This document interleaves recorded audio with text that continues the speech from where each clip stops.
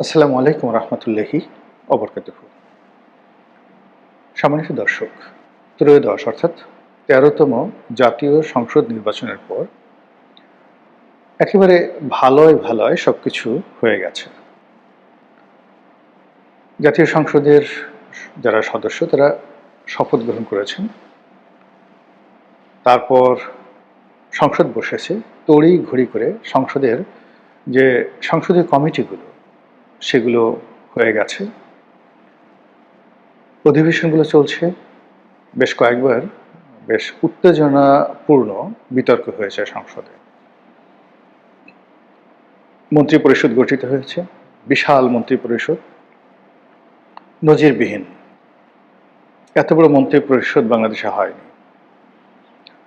এরপর আবার পূর্ণমন্ত্রী, প্রতিমন্ত্রীর পদমর্যাদায় অসংখ্য মানে অনেকগুলো উপদেষ্টা নিয়োগ লাভ করেছেন। এখানে অসংখ্য বললাম এই কারণে যে যারা হয়েছেন তারা এই সমাজের গুরুত্বপূর্ণ কেউ নন। আর তারা কি কারণে হয়েছে, কতজন হয়েছে এটা নিয়ে জনগণের কোনো আগ্রহ নেই, মাথা ব্যথা নেই। এজন্য এটাকে অসংখ্য বললাম। যখন সংখ্যা নির্ধারণ করা যায় তখন মনে হয় যে এগুলো প্রয়োজন, ১, ২, ৩, ৪। কিন্তু যখন একটা যাকে বলা হয় গ্রুপ থাকে, সেটা মানুষ হোক বা অন্য কোনো প্রাণী হোক, আপনি যখন সেগুলোর সংখ্যা নিয়ে মাথা ব্যথার আপনার কোনো কারণ নেই। ১০ জন থাকলেও আপনার কিছু আসে যায় না, ৩ জন থাকলেও আসে যায় না, বা ৩,০০০ থাকলেও আসে যায় না। এক্ষেত্রে বলা হয় অসংখ্য। যেখানে সংখ্যা নেই সেখানে গুরুত্ব নেই। কাজেই কতজন মন্ত্রী হয়েছেন আর কতজন উপদেষ্টা হয়েছেন এটা নিয়ে জনগণের কোনো মাথা ব্যথা নেই। এবং একজন মন্ত্রী এ পর্যন্ত ক্রেজ তৈরি করতে পারেনি এবং জনগণের সামনে তারা আশা এবং আকাঙ্ক্ষার প্রতীক, ভালোবাসার বিমূর্ত প্রতীক রূপে কেউ প্রতিষ্ঠিত হতে পারেননি। তো সেই দিক থেকে পুরো যে ক্যাবিনেট, তাদেরকে আপনি বলতে পারেন অসংখ্য। দ্বিতীয়ত বিরোধী দলে যারা আছেন তাদের মধ্যে তাদের আচার আচরণ, চালচলন, কথাবার্তা এগুলো একেবারে এককেন্দ্রিক। বিশেষ এজেন্ডা, বিশেষ উদ্দেশ্য, বিশেষ লোভ, লালসা, কামনা, বাসনা ইত্যাদি নিয়ে একান্ত তাদের দলীয় যে বৃত্ত রয়েছে, বলয় রয়েছে, এটার মধ্যেই তারা ঘুরপাক খাচ্ছে। অন্যদিকে সরকারি দল বলতে যারা বোঝাচ্ছে তাদের মধ্যে এবং তাদের যারা জোট সঙ্গী আছে এদের মধ্যে পার্থক্য করা যাচ্ছে না। সেটা নুরুল হক নুরু বলেন, জোনায়েদ সাকিব বলেন, আমদালিব রহমান পার্থ বলেন ইত্যাদি। আবার নিজের দল বিলুপ্ত করে যারা যোগদান করেছেন, সাদাত হোসেন সেলিম, তারপর ববি হাজ্জাজ, এরকম হয়তো আরো অনেকেই আছেন। তো আমরা তাদেরকে কোনো কারণে অ্যাসার্টেন করতে পারছি না, পয়েন্ট আউট করতে পারছি না। আমাদের কাছে মনে হচ্ছে না যে তারা পার্লামেন্টে যাওয়ার ফলে বিএনপির কোনো উপকার হয়েছে, জাতির কোনো উপকার হয়েছে বা আগামীতে হবে। ফলে পুরো পার্লামেন্টে তাদের যে বিতর্ক, এই বিতর্কের সঙ্গে জনগণের স্বার্থ, জাতীয় স্বার্থ এটি রয়েছে বলে আমার কাছে মনে হচ্ছে না, একান্ত ব্যক্তিগতভাবে। আমরা জানি যে সংসদীয় গণতন্ত্রে পার্লামেন্টকে বলা হয় জাতীয় পার্লামেন্ট। জাতীয় শব্দের অর্থ হলো এ জাতির যা কিছু রয়েছে সব কিছুর স্বার্থ সংশ্লিষ্ট এবং সকল কিছুর রিপ্রেজেন্টেশনে এই পার্লামেন্ট গুরুত্বপূর্ণ ভূমিকা পালন করবে। এই পার্লামেন্টের মধ্যে বাংলাদেশের যে শুয়োরগুলো আছে, কুকুরগুলো আছে, কেঁচোগুলো আছে, সাপ, রয়্যাল বেঙ্গল টাইগার, আকাশের যে বায়ুমণ্ডল, নক্ষত্রমণ্ডলী অতদূর আমাদের যাওয়ার দরকার নেই, বায়ুমণ্ডল, পাহাড় পর্বত, ধর্মরাজি থেকে শুরু করে মানুষ, মানুষের দেহ, মন, মানসিকতা, চিন্তা, চেতনা, সমাজ, সব কিছু, এই জাতি, একটা জাতি গঠন করতে যা যা লাগে, জাতি গঠন করতে কচু গাছ লাগে, কচুর লতি লাগে, জাতি গঠন করতে এমনকি এই ড্রেন লাগে, ড্রেন, ময়লা লাগে, আবর্জনা লাগে। সকল ব্যাপারে একটা সুষ্ঠু ম্যানেজমেন্ট, একটা উন্নয়ন এবং সভ্যতার স্তরে এক স্তর থেকে আর এক স্তরে পদার্পণ করার জন্য এই জাতীয় সংসদের যারা কর্তা ব্যক্তি রয়েছেন তারা কাজ করবেন।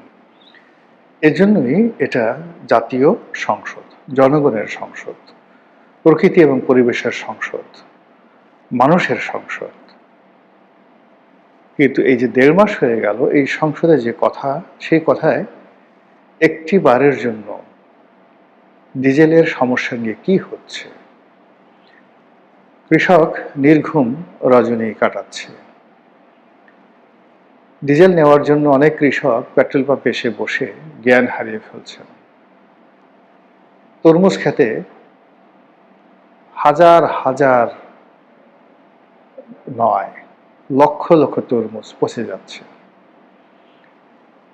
ওগুলো যে সেই বিভিন্ন অঞ্চল থেকে এনে পরিবহন করে ঢাকাতে এনে বিক্রি করবে, পরিবহন পাওয়া যাচ্ছে না।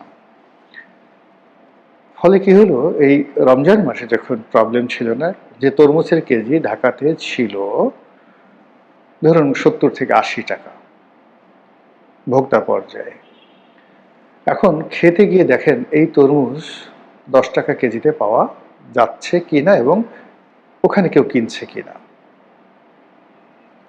এইভাবে একটি ফসল মার খাচ্ছে এবং সামনে যে ফসলের সঙ্গে বৃষ্টি জড়িত, সেচ জড়িত, ডিজেল জড়িত, পাম্প জড়িত, সেচ জড়িত, সেই সবগুলোতে সর্বনাশ হয়ে যাচ্ছে। জাতীয় সংসদে এটা নিয়ে কেউ কোনো কথা বলছে না। কেবলমাত্র একটা গুরুত্বপূর্ণ বিষয় নিয়ে স্বাস্থ্যমন্ত্রী কথা বলছেন, সেটা হলো হাম। এবং তিনি সংসদে কথা বলছেন যতটা, তার চেয়ে বাইরে কথা বলছেন এবং উই আর হ্যাপি। স্বাস্থ্যমন্ত্রীর ব্যাপারে আমরা হ্যাপি। এর বাইরে বিভিন্ন মন্ত্রী এবং সংশ্লিষ্ট সেই মন্ত্রণালয়ের সঙ্গে স্বার্থ সংশ্লিষ্ট বিরোধী দলের যারা কর্তা ব্যক্তি, তারা যে সকল কথা বলছে সে সকল কথাবার্তা মনে হচ্ছে যে জুলাই সনদ এবং সংবিধান সংশোধন, আওয়ামী লীগ নিষিদ্ধ করা, তারপর তত্ত্বাবধায়ক সরকারের আমলে নয়, ঠিক এই অন্তর্বর্তীকালীন সরকারের আমলে মাজদার হোসেন মামলার যে অন্তর্নিহিত তাৎপর্য অনুযায়ী সরকারি নির্বাহী বিভাগ থেকে বিচার বিভাগকে আলাদা করার জন্য যে দাবি ছিল, বোথ বার অ্যান্ড বেঞ্চ, উকিল এবং যারা বিচারক সকলের যে দাবি ছিল, সে দাবি হলো বিচার বিভাগ পৃথকীকরণ হবে, সুপ্রিম কোর্টের অধীন থাকবে, আলাদা একটা সেক্রেটারিয়েট থাকবে এবং এই কাজটি আসিফ নজরুল সাহেবরা করে গেছেন প্রশংসার দাবি খুব অল্পতম সময়ে। এবং এই কাজ করার জন্য যে সরকারি সিদ্ধান্ত অন্তর্বর্তীকালীন সরকার খুব স্বল্পতম সময় নিয়েছিল, এখন নতুন সরকার এসে এটা মানে আবার সেই শেখ হাসিনার জমানাতে, সাবেক জমানাতে ফিরে নেওয়া যাওয়া হয়েছে। তো এই যে কাজগুলো হচ্ছে, সেই কাজের ফলে এই জাতীয় সংসদকে মনে হচ্ছে বিএনপির সংসদ, যারা ক্ষমতাধর তাদেরকে মনে হচ্ছে এটা জাতীয় সংসদ না, এটা বিএনপির সংসদ। আর বিরোধী দল, এটা জামাতের সংসদে বলা যাচ্ছে না, এনসিপির সংসদ বলা যাচ্ছে না, মনে হচ্ছে এই সংসদের পেছন থেকে কেউ টানছে, কেউ প্রভাব বিস্তার করছে, কারো এজেন্ডা বাস্তবায়নের জন্য বিরোধী দল কাজ করছে, আর তিনি স্বয়ং ডক্টর মোহাম্মদ ইউনূস। এইভাবেই আমার কাছে মনে হচ্ছে। ফলে এখনো পর্যন্ত সংসদের কর্মকাণ্ডে কোনো রকম গতিশীলতা আসেনি। সরকারের কর্মকাণ্ড নিয়ে জনগণের মধ্যে কোনো আশা এবং আকাঙ্ক্ষা তৈরি হয়নি। মানুষ যার যার অবস্থানে এতটা ব্যস্ত, এতটা অসহায়, প্রবল বেগে যেভাবে দৌড়াচ্ছে এবং যেভাবে একটার পর একটা সমস্যা হুমড়ি খেয়ে এসে পড়ছে, মানুষ দিক বিদিক কাণ্ডজ্ঞানহীন হয়ে কেবলই ছুটছে। আজকে আমি এই ভিডিওটি করছি এপ্রিল মাসের 4 তারিখে। আকাশ ভীষণ রকম গরম। ঢাকা শহরের কিছু কিছু এলাকাতে বাতাস দেখা যাচ্ছে, যারা ঘনবসতিপূর্ণ এলাকা সেখানে বাতাস নেই। গ্রাম অঞ্চলে ভ্যাপসা গরম। ঢাকাতে ইলেকট্রিসিটি তুলনামূলকভাবে ভালো আছে, গ্রাম অঞ্চলে ইলেকট্রিসিটি নিয়ে মারাত্মকভাবে সমস্যা হচ্ছে। তার সঙ্গে পরিবহন সমস্যা। যে মানুষ দৌড়দৌড়ি করত রিজিকের জন্য, অফিসে যাতায়াত করত, সে মানুষ শুধুমাত্র পেট্রোলের ভয়ে, পেট্রোল কিনতে হবে এই জন্য সে ঘর থেকে বেরোচ্ছে না। যার জীবনযাত্রা এয়ার কন্ডিশন, গাড়ি, বাড়ি এগুলোতে মোটামুটি যে অভ্যস্ত হয়ে গেছে, সে মানুষটি পাবলিক বাসে করে, তার যদি চাহিদা না থাকে, সে কোনো অবস্থাতে ঘর থেকে এই প্রচণ্ড গরমের মধ্যে বের হচ্ছে না। ফলে ধরুন একজন ইন্ডাস্ট্রিয়ালিস্ট, তিনি যদি তার শিল্প কলকারখানাতে যেতেন, বসতেন, তার ডেইলি হয়তো কারো 5 লাখ, কারো 10 লাখ, কারো 1 কোটি টাকা অতিরিক্ত আয় হতো, ট্রানজ্যাকশন হতো। আর সে এখন ঘরে বসে যে হুকুম দিচ্ছে, হাকাম দিচ্ছে, যেহেতু তার সমস্যা নেই, কিন্তু তার শিল্প প্রতিষ্ঠান, ব্যবসা প্রতিষ্ঠান সবকিছু এই ডিজেলের জন্য মানে রীতিমতো হাহাকার করছে। এই অবস্থায় কতদিন চলে বলা যাচ্ছে না। আর এরই মধ্যে মার্কিন ডিপ স্টেটের যারা এজেন্ট রয়েছে, তারা এখনো পর্যন্ত বাংলাদেশের জন্য আমেরিকা কতটা গুরুত্বপূর্ণ, আমেরিকা থেকে কিভাবে এলএনজি আসছে, তারপর কিভাবে বাংলাদেশ থেকে রপ্তানি হচ্ছে, এই বিষয়গুলো লাইমলাইটে দেখানো হচ্ছে যে আমেরিকা ছাড়া বাংলাদেশে কোনো গত্যন্তর নেই। আর অন্যদিকে জামাতের যারা লোকজন, এনসিপির যারা লোকজন, তারা একদিকে ডক্টর মোহাম্মদ ইউনূসকে ডাকছে, অন্যদিকে তাকে ভয় দেখানো হচ্ছে, অন্যদিকে তার ভয়, ইউনূস সাহেবের ভয় দেখিয়ে সরকারকে চাপ প্রয়োগ করার চেষ্টা করা হচ্ছে। বিপরীতে বিএনপি, তারা মনে করছে যে যে কোনো মূল্যে ক্ষমতায় থাকতে হবে 2041 সাল পর্যন্ত, আরও বেশি। আর এই 41 সাল পর্যন্ত ক্ষমতায় যদি থাকতে হয়, তারেক রহমান সাহেব এবং তার পরিবারকে মানে সবার মাথার উপরে রাজ মুকুট রূপে প্রতিষ্ঠিত করতে হবে।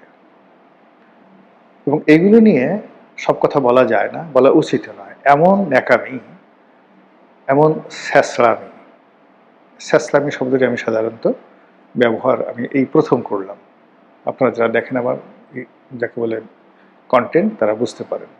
ভাষার ব্যাপারে আমি সাধারণত যাকে বলা হয় সতর্ক থাকি। কখনো কখনো আঞ্চলিক ভাষা বা শব্দ ব্যবহার করি কন্টেন্টকে যাকে বলা হয় উপভোগ্য করার জন্য। বরিশালের ভাষা বা ফরিদপুরের ভাষা, কথ্য ভাষা ব্যবহার করি। তো এই যে শব্দগুলো স্যাসরামি, এখন অনেককে বড় করার জন্য এবং অনেককে ছোট করার জন্য রীতিমতো রাজনৈতিক নেতা, কর্মী এবং বুদ্ধিজীবী, সাহিত্যিক, সাংবাদিক, কবি যারা যারা আছেন, তারা রীতিমতো স্যাসরামি শুরু করেছেন। এই অবস্থায় আর যা হোক না কেন, জাতীয় সংসদের যে ভাব, যে মূর্তি, যে গৌরব, যে অহংকার, যে পরিবেশ, যে পরিস্থিতি, যে উজ্জ্বলতা, সেটি ক্রমশ ক্ষীণ থেকে ক্ষীণতর, ম্লান থেকে ম্লানতর হয়ে যাচ্ছে। এই অবস্থা যদি বেশি দিন চলে, বেশি দিন মানে কি, মাস 6 চলে, আমার কাছে মনে হচ্ছে যে বাংলাদেশের মানুষ ধৈর্য হারিয়ে ফেলবে। আর তখন কি হবে, অপেক্ষা করুন এবং দেখতে থাকুন।